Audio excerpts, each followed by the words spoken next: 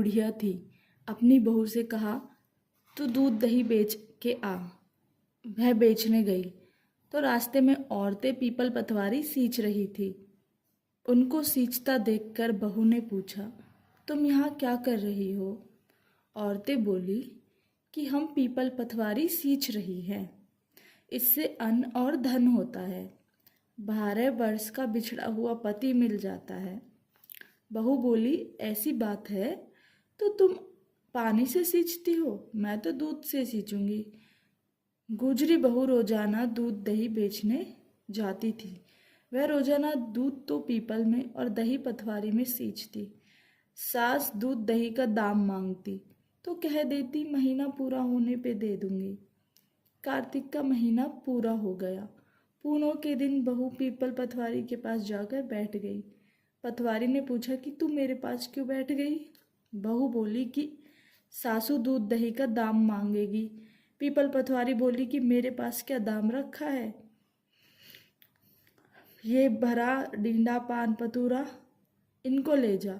बहू ने कहीं ले जाकर कोठरी में रख दिया और डर के मारे कपड़ा ओढ़कर सो गई। सासू बोली, बहू पैसे ला। बहू बोली, कोठरी में रखा है। सासू ने कोठरी खोल के देखी तो हीरे मोती जगमगा रहे थे। सासू बोली, बहू इतना धन कहाँ से लाई? बहू आकर देखे तो सच्ची में धन भरा हुआ है। बहू ने सास को सारी बात बता दी। सास ने कहा, अब को कार्तिक तू नहीं, मैं पतवारी सींचूंगी।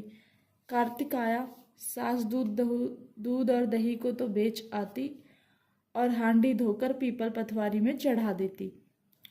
आकर बहू से कहती, मेरे से दाम मांग। वह कहती, सासू जी, कोई बहू भी अपनी सास से भला दाम मांगती है? पर सासू कहती कि नहीं, तू मेरे से दाम मांग। बहू बोली, सासू जी पैसे लाओ। तो वह पीपल पतवारी के पास जाकर बैठ गई। पीपल पतवारी ने सास को पान पतूरा भरा डींडा दे दिया। उसने ले जाकर कोठरी में रख दिया। बहू ने खोल कर देखा तो उसमें कीड़े मकोड़े बिलबिला रहे थे। बहू ने कहा, सासू जी यह क्या? सास ने आकर देखा और बोलने लगी, पीपल पतवारी तो बड़ी दोगली है, इसको तो धन दिया और मेरे को कीड़े मकोड़े। तब सब कोई बोलने लगे कि बहू तो सत की भूखी सींचे थी, तुम तो धन की भूखी थी। हे पतवारी माता, जैसे बहू को दिया वैसे सबको देना, और जैसे सास को दिया ऐसा किसी को मत देना। राधे राधे। कैसी लगी मम्मी कहानी?